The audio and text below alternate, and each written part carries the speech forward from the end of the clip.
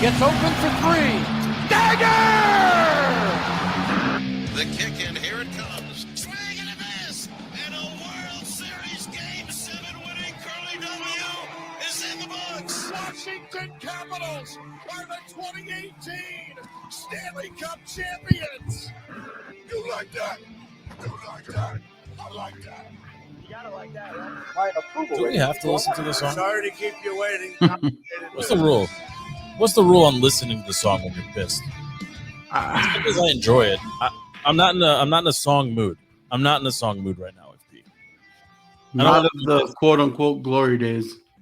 I can't. This team drives me insane. Like, God, this. I mean, there's been some bad losses. Okay, the Bears was a bad loss.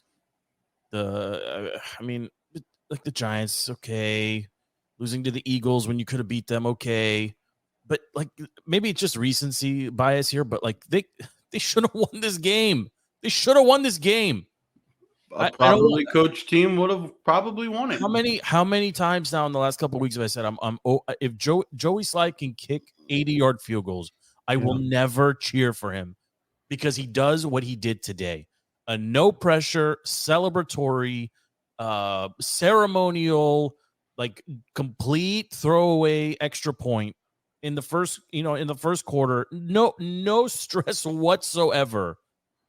He misses it, and honestly, it's the difference of the game. Like, I mean, they obviously who knows, but like, you can't miss those. You can't miss those.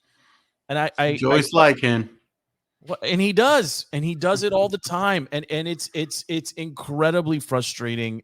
I mean, this team. I don't even know where do you want to start. Like, I have so many thoughts, but they all come back to like three big buckets. Okay, the defense. We have ejections, penalties, blah, blah, blah. We can talk about. Second bucket is the referees. terrible. Like, I don't want to do the whole like conspiracy theory bit, but we got to talk about the referees. Yeah. And then the third bucket is going to be the clock management down the stretch. Like I feel like we got to talk about this. Maybe we can talk about like there were some highlights. I think as a Redskins Commanders fan at this point, the season is not lost because we're seeing Sam mature and grow. And I think that is a very That's all this season was supposed to be. You're in a lame duck. No, it was supposed to be a lot more than that. I think now Ashburn syndrome was supposed to be a lot more. Around the league, everyone said you're trotting out a complete unknown. You're not going to do anything with it. Sam Howell, what's annoying is Sam Howell has proven he has the capability. He's proven he has that dog in him, that comeback ability, that fourth quarter magic. He's done it many times this year, right? Many times, last 2 minutes of the game, miraculous touchdown to get us even closer in a game that should have been out of grasp. What's sad, what's annoying is that you have a guy who just completed his 10th game of the season, 10th or 11th or whatever, ever in the NFL. Mm-hmm. And he has to carry this team. And he doesn't have to carry this team against great defenses. He has to fight shitty time management from Ron Rivera. He has to fight questionable play selection where, yeah, sure, it kind of worked out. But if your best receivers are your running backs, there's questionable play selection. You get no respect from the refs. You have garbage defense. How many years have we seen this franchise go all the way in on defense and you don't have a quarterback to match it, or the flip-flop of it where suddenly you have the QB and then you have zero defense to be found? And let's be real here. Chase and Sweat wouldn't have guaranteed a win here. But suddenly, when you don't have Chase and Sweat, JDR remembers what the F a blitz is. And you're blitzing left and right, and you're blitzing when you shouldn't blitz, like third down with a minute left to keep them out of field goal range when all you should be doing is prevent.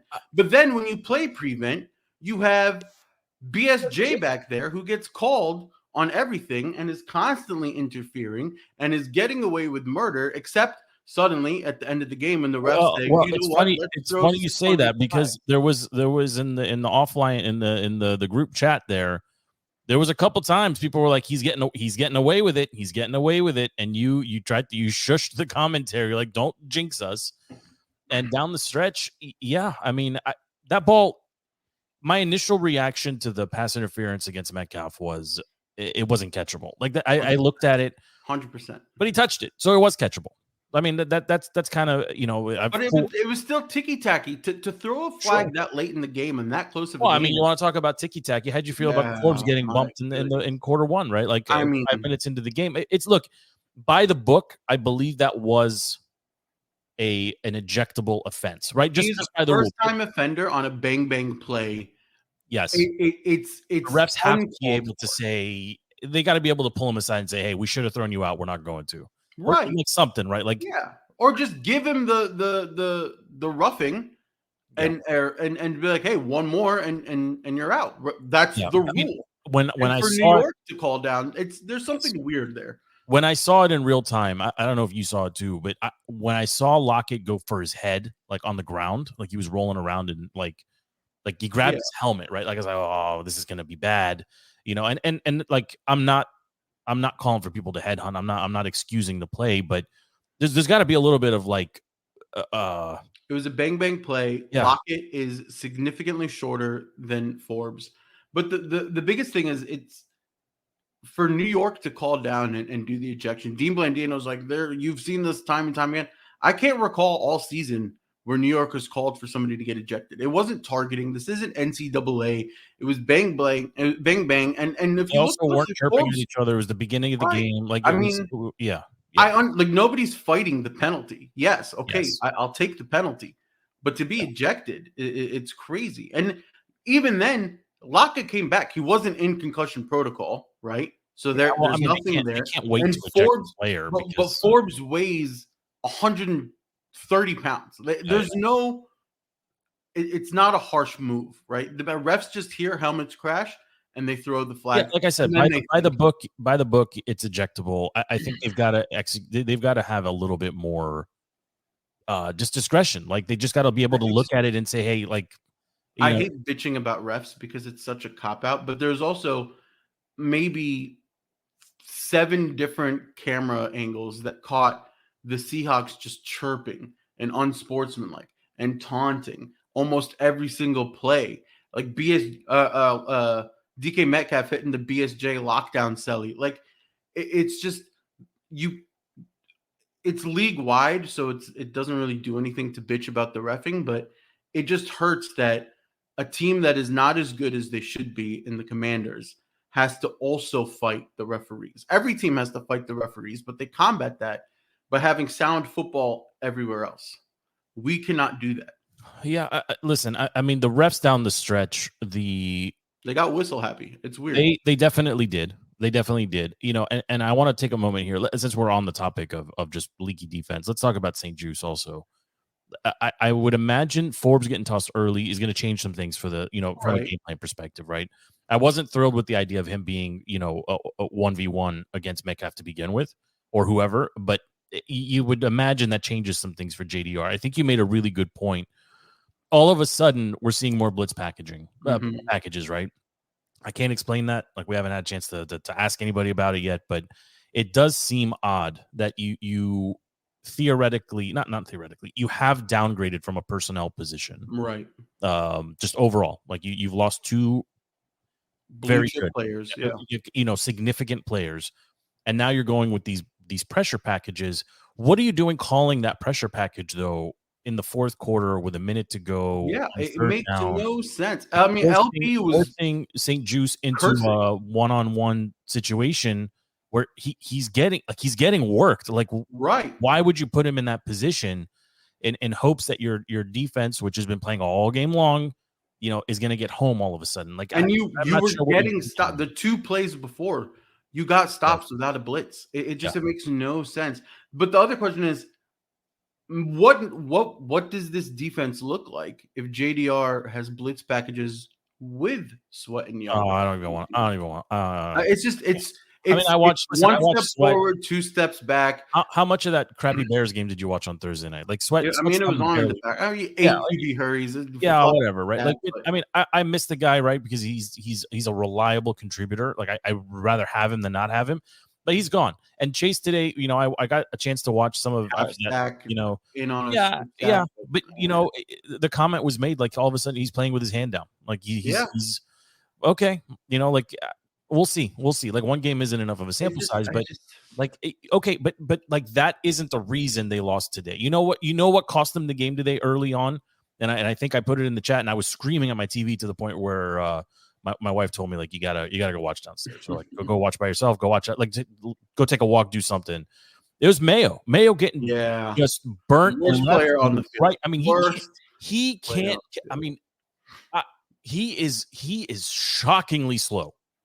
And always out of position. Always. I mean, like if he steps up to pressure, he gets the players run by. Never steps up. If he steps back, they literally cross right in front of him. He can't do anything. I zeroed in on him. I zeroed in on him multiple times. Pull a jersey and take a penalty instead of giving up 25 yards. I'd rather have him give up 10 instead of 25. I zeroed in on him multiple times. He runs into the guy that's coming to block him. Linebacking 101 is you take a beat, you make a read, you stuff the gap. Mayo is like on his own blitz package, and he's just crashing into the lineman that's coming down to pick him up. Like you can't bull rush past a downfield lineman that's blocking you. The play is designed to go around that. It's just, but it's like how like are you telling me in the entirety of the United States, in the whole world, there isn't someone off the street you can grab right now? We got him. His name is Jabril Cox. We elevated him from practice squad. He just put him in after the first quarter. After the first quarter, where Mayo got burned for like, I'm not saying this just as a hot take. It would be better for the team for him to take holding penalties and give up 10 yards at a time instead of 20. Get burned and continue to give up 20, 25, 30 and force the other players to do his job and their own. I agree. This is or just take him off the field. Put another cornerback out there. We're dancing around the issue, right? We're dancing around the issue. You lose Chase and Sweat. The defense is still terrible, right? And if you look at who is being terrible on that defense? Well, the whole team, really. If you look at who's being terrible, right? Wiley's giving up a sack. Jamin whiffed on a massive play that turned into a touchdown. Mayo is god-awful, right? Forbes gets ejected. That's not necessarily on Ron, but you don't have the depth that you should have had in the secondary. Dotson even has 2 big drops. Yeah. There's just so many players. After weeks of talking about jug machine, and I just need to touch. I'm gonna get back to what I was doing in college before I was paid millions of dollars. So many roster decisions that lead you to being 4-7 or whatever in the middle of November, which is just typical Ron Rivera bullshit. You're just constantly floating. We have the 4th hardest schedule in the league right now.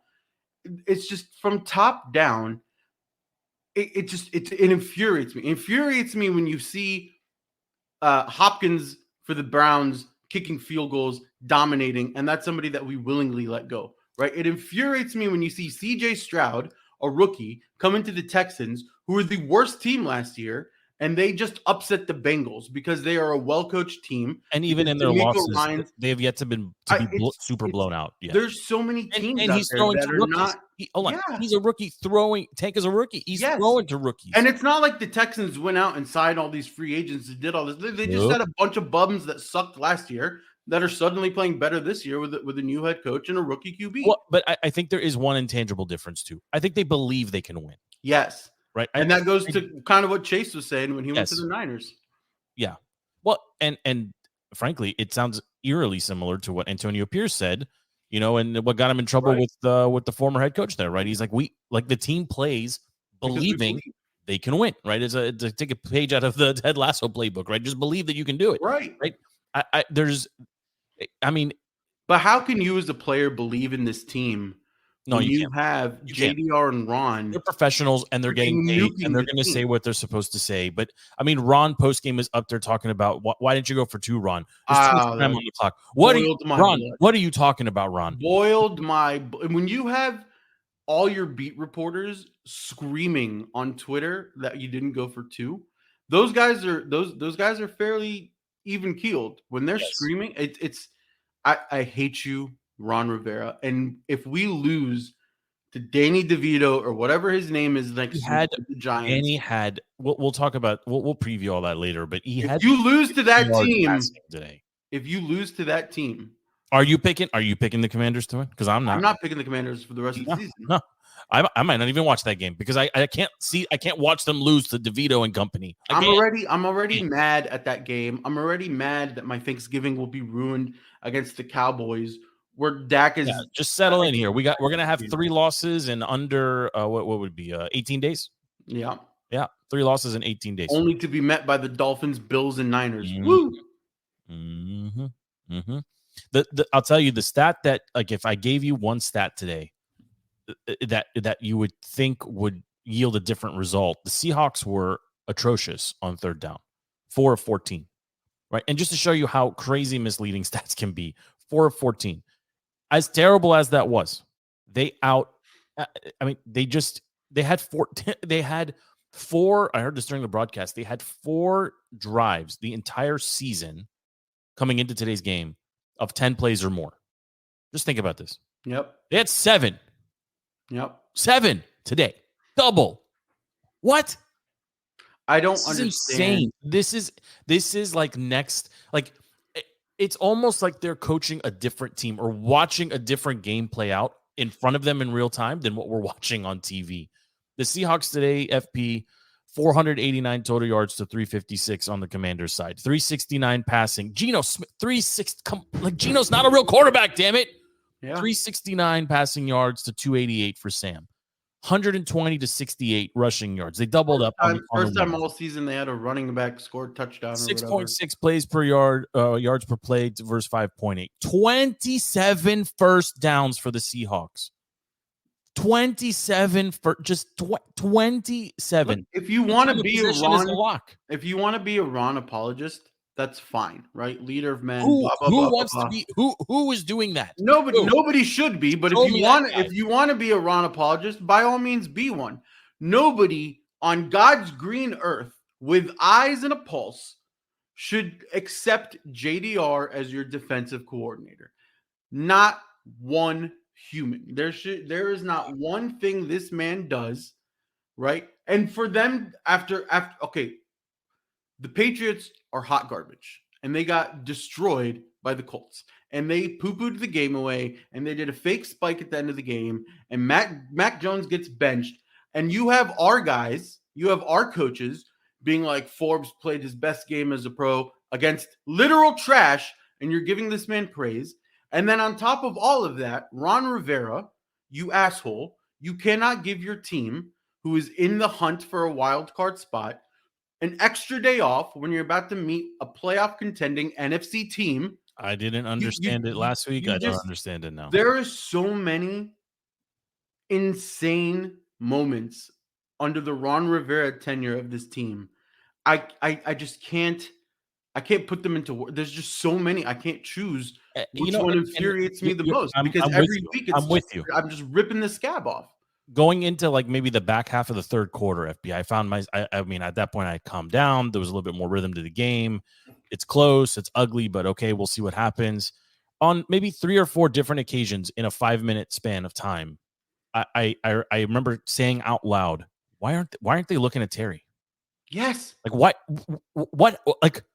what is happening again? Like, it's almost like, and that's a Bieniemy thing now, right? Like, if he's calling it, Howell, I think he's going where let me see how to say this. I believe Howell is running the plays and targeting the primary receiver for that play consistently. I don't think he's going to 2nd and 3rd reads. If the primary is open, I get that. But yeah, I'm saying in general, he's looking, he's scanning, but he's going with the primary option or the player that the play is designed for most of the time. The Diami touchdown clearly was against the Patriots, he didn't do that. Orlovsky was on ESPN, and he was saying how you could very clearly see him go 1, 2, 3, back to 1, back to 3, make the completion. Howell's not the issue. I think the issue is Bieniemy. I'm not blaming Howell. I'm saying the play and call is not right. I'm yeah, saying Bieniemy. I think Bieniemy got a little sized that Robinson and Gibson were getting chunk plays through receiving. I mean, I got excited about it. I mean, it was great. I mean, they ran the same play twice for a net of 85 yards. I legitimately asked LP if we went back to the first quarter.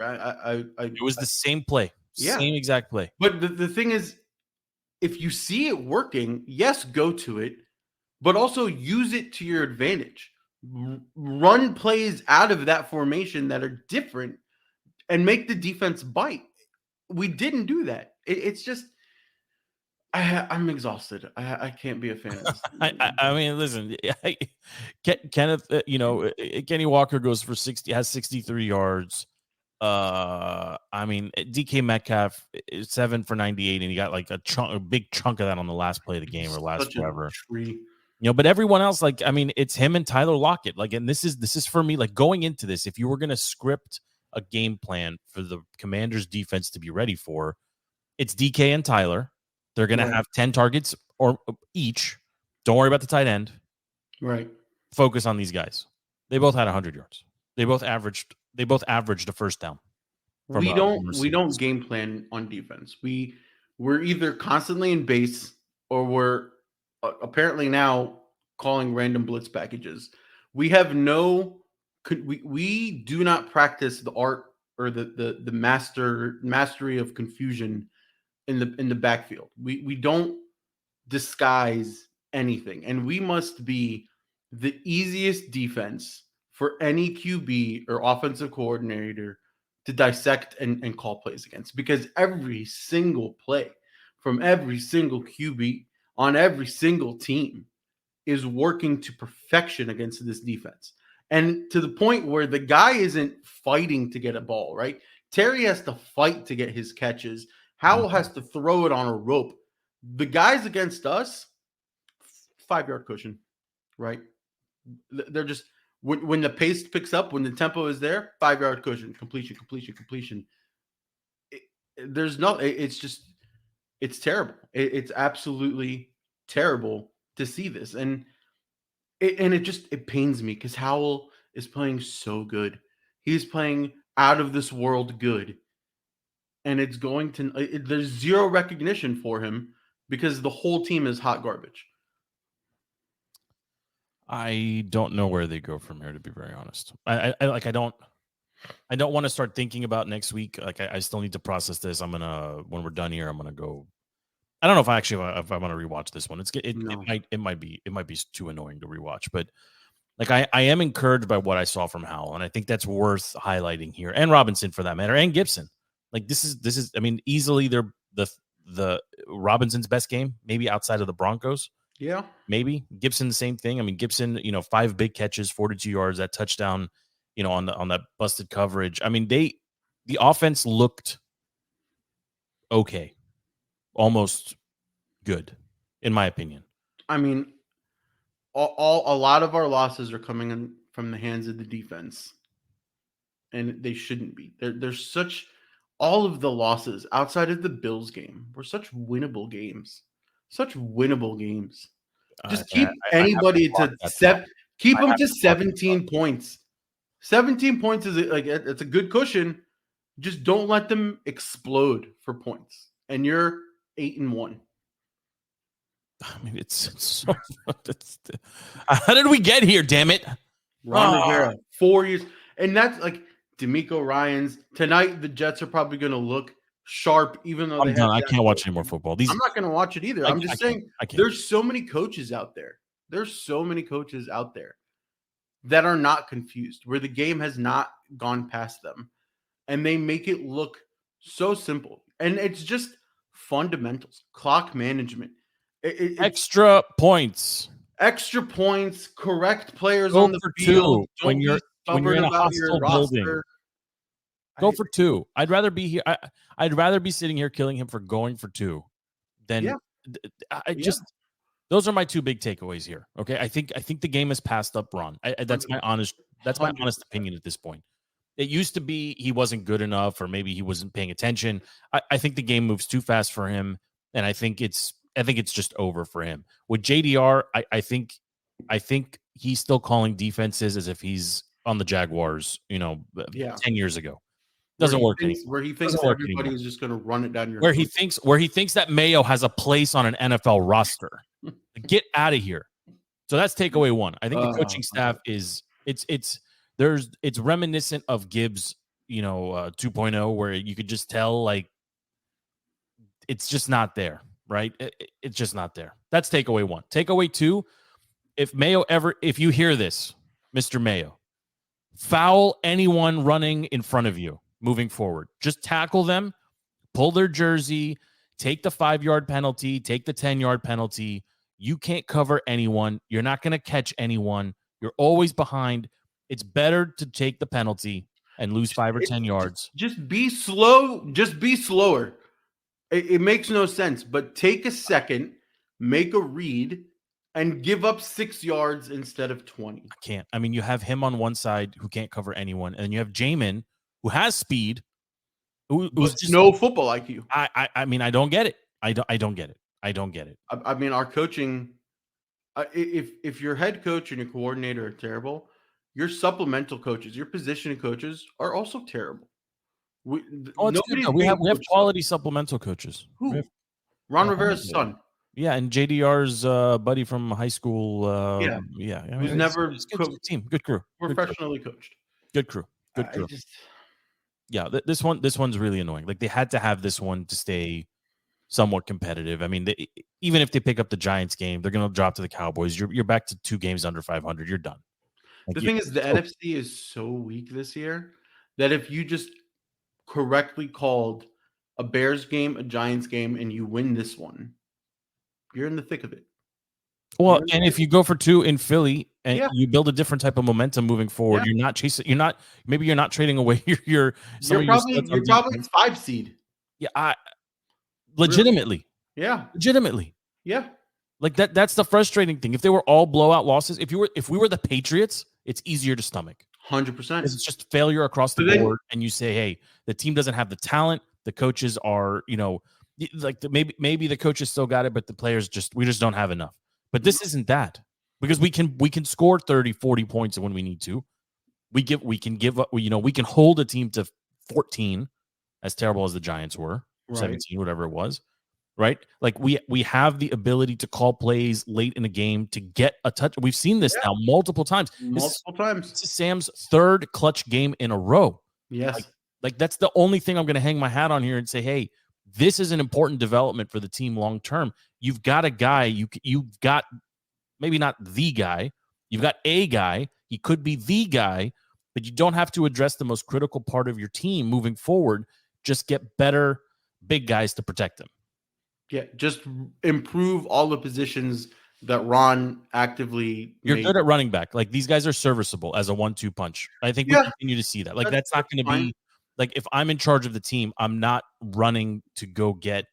I'm not running to upgrade my RB position. I'm just not doing that. The problem is if Ron doesn't leave, which there's a fear somewhere in me that he plays out his 5th year of his contract.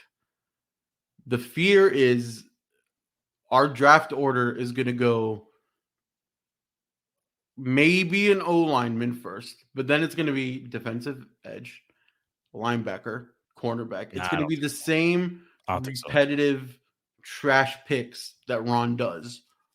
And then somewhere, somehow, our 7th round tight end is going to be the guy we hang our hat on. And then you have Ron Rivera going on Good Morning Football this week talking about we're going to play in January and we still have a lot of football ahead of us. And the guys are doing great things. And the most important thing of all things, whatever he always says, it's just, I can't do it. It hurts. It does. It does. I don't have much else to say about this game. I mean, every week we're getting breaks the way you need them as far as the other teams go, and we're not handling our business. And this one, Like Joey missing that first quarter extra point, it's infuriating, and it's early in the game, and you're like, okay, like, but it matters, and it matters late in the game. It matters a lot late in the game. It forces Seattle to go for 2 instead of just kicking a field goal to tie, right? Like it makes a difference. It makes a difference. And when you score a touchdown late in the game, you're in a hostile environment. Your team is likely not going to be able to. I mean, listen, all the previous weeks with the opportunity to win the game, go for 2 runs, says, oh, they were tired, they were winded, they were whatever. Isn't the logical answer then to not go to overtime? And if you're in a position to win the game, even after the mistake early on, do it. Everybody was laughing at Dan Campbell when he got hired and his presser of I'm biting kneecaps and I'm punching the guys. Look at him now. Yeah, and his whole philosophy is play to win. And it took a while, but it's carried through into the DNA of that team, and they play to win. And let's be real here. He's doing it with Jared Goff. Right. He's doing it with a committee at running back, similar to what we have here. Yeah. He's doing it with one stud receiver. Yeah. A couple nice pieces around him, and a nice Laporta's a nice piece. Nice find in the draft tight end. Right. And a defense that is, I mean, they're not otherworldly. They're utilizing their blue chip edge rusher correctly. Yeah. And they're calling a good defense and they're playing sound football. You guys, and they play to win. Yeah. And that roster as a whole has bought into it. And you see them, even if they're down, they fight and they play. Or the Ravens game. Yeah. After the Ravens game, what did have we do? not had they came this out conversation, and dominated FD, on the show? Have we not in years past talked about would you rather be at the time the Redskins or the Cleveland Browns because of the pieces they have in place? Yeah. Would you rather be, even when the Lions were on Hard Knocks? I vividly remember talking about, hey, I would rather be the Lions. 100%. The trash history of competitiveness 100%. Over the last 2 decades, you can see, like, we as fans can see on the screen, they have bought into. You said it perfectly. They've bought into something and they believe they can win. They are winning with lesser pieces than what the Commanders have right now. Yes. And it's just, so where do you go from here? Like, what do you do now? We have to listen to Ron. I'm gonna go listen to Ron's presser so I can get ready for the midweek show and just get it, be ready to. I can't listen to him talk anymore about. You have to hope that this season does the 2 things that we said on one of the first shows of this season.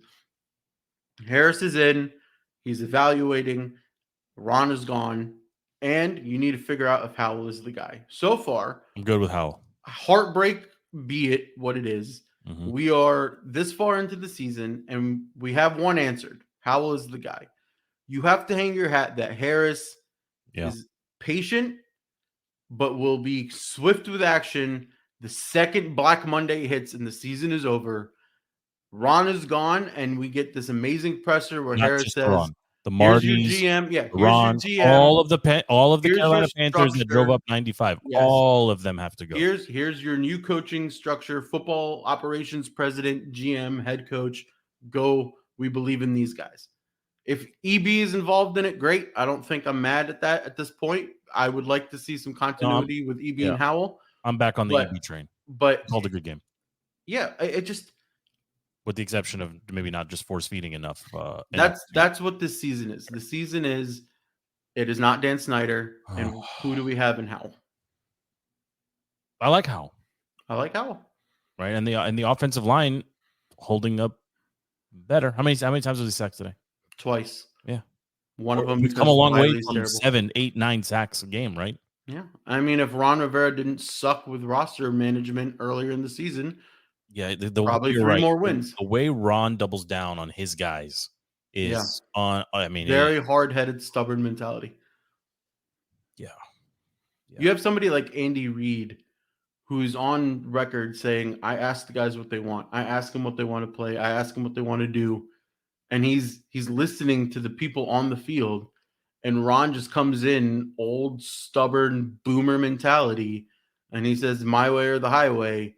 And then if they suck, you might get thrown under the bus. Ron will never take fault. I have never heard Ron say this one is on me. Never heard it. He does not do it. He does not take the blame. Well, because he doesn't or anything. believe he believes he's managing the clock appropriately. He believes he's managing the team appropriately. He believes that JDR is worthy of still being a head coach. And Yeah. JDR and they John believe in their plan, and when the plan doesn't work, they just have to execute. Do your job. Poster on the they're wall. 2 games below 500 now. Yeah.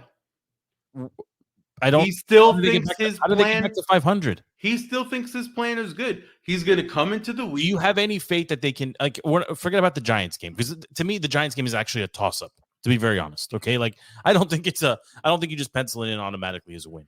But they're not gonna beat the Cowboys. No. Okay. So you're back, even if you get the Giants game, you're back to 2 games on statistically, they may still be alive. But for all intents and purposes, at this junction, What's the point? I believe What's the point exactly of being alive. Tank. Well, Don't tank. You can't tank. You can't tank because the guys won't tank. I truly believe professional players don't tank. No, I don't want to tank. I almost wish we could. I want to win the games we're supposed to win. There's no more on Bears, Giants. No more on the schedule. I know. And I want to make sure that we were in the games that were competitive, a la Eagles number 1, Eagles number 2, today, etc. That we got to win these games. Like, today was a failure of the game plan. I'm sorry. Every week has been a failure of the game plan. Well, listen, it's the St. Juice failure of the game plan. Ejection, like, who knows how it plays out if you don't get, like, St. Juice got. I mean, it was like the 25 show for those 3 plays in a row. It was the pass interference. It was the face mask, and then he gave up the touchdown as well. Right, like even with that sequence, like, doesn't JDR look and say, "Hey, I gotta get him." Like, they're clearly going to target 14. I got to get him some help. Even on the last play, the last drive. Okay, they're going to target DK. Like, that's why they drafted him. That's what they do as a team. They throw it to their biggest guy in the middle of the field and say, rumble forward and then get down and set this up for a field goal. He calls a blitz. There's no help. And on top of that, 25 I wish you all could have seen. LP almost broke my TV when we blitzed on that play. And he wouldn't shut up about it either. I don't blame him, but my guys, just if casual fans see it, if us who I believe are a little bit more than casual fans see it, how do the professionals not see it? All they do is they just double down and they say we have to execute better. They don't think about changing the plan. EB kind of thinks about changing the plan. He's adapted a little bit. Ron and JDR double down. I don't know. I was hot and now I'm just sad. I'm just sad. I'm just. I mean, how many years is it now? Mid-November where we're dejected. Well, I know, but when you reminded me that we once said we would rather be the Lions, and here we are. I would definitely rather be the Lions. I mean, the Jaguars. We are the Lions. We're the Lions. The Jaguars, the Texans, the Browns, the Lions, the Colts. Maybe not the Panthers. I don't want to be. Oh, get ready. I will put $1,000 that the Panthers will be rebuilt and better before we are. If Ron is here, I wouldn't take that bet. Bryce Young is going to be no. Burrow 2.0 next year. Nah, he's too small. I'll put $1,000 on it. They will be rebuilt. That's just your emotions talking now. You don't believe that. I believe it 100%. All right, 100%. Watch them upset the Cowboys next week. So they're extra pissed when we have to face them. Exactly. Yeah, great. All right, final thoughts. I wanna put this one behind me. Final thoughts. Leave JDR off the plane. Make him walk home as punishment. Hopefully somebody kidnaps him. I don't know. I don't want him back here. I'm with you on that one. He shouldn't be employed tomorrow. He should not be. And if Ron's feeling the hot seat, that is something that'll cool it down a little bit for you. I don't think he cares, though. I think he'd rather lose with his guys than win without him. That's my honest opinion. Honestly, I don't think he's loyal to a fault. All right, FP. Thanks for coming on. Post-game show here. It was nice to get it all out and kind of vent a little bit. We'll reconvene in a couple days, hopefully, and do the regular show. But thanks for making time. We'll talk to you soon. For everyone listening, this has been Defeating the Curse, available on all social media platforms and anywhere you get your podcast. Thanks for hanging out with us. Commanders lose 2 games below 500. Got a Giants game on Sunday. We'll see how that one goes, but we'll do a midweek show. We'll talk about the NFL at large. I want to talk about the Wizards this week. I want to talk about Koulibaly. He's actually doing some good things. I want to talk about the Capitals and Ovi getting a little inching closer to the goal scoring record. I think that's what he's chasing, obviously, and maybe he'll get it under this contract and not force the Capitals into a second contract. Hey, Capitals are playing a little bit better suddenly. They're 4th in the Metro. He's got to get it. He's got to get it while he's on this contract. I think that's the takeaway or that's the talking point I want to get into with you in a couple of days. All right. And then there's we could talk Euro soccer too, because Commander season's quickly becoming irrelevant. But until then, thank you very much. My name is Joe FP. Thank you for making time, defeating the curse. Until next time, we are.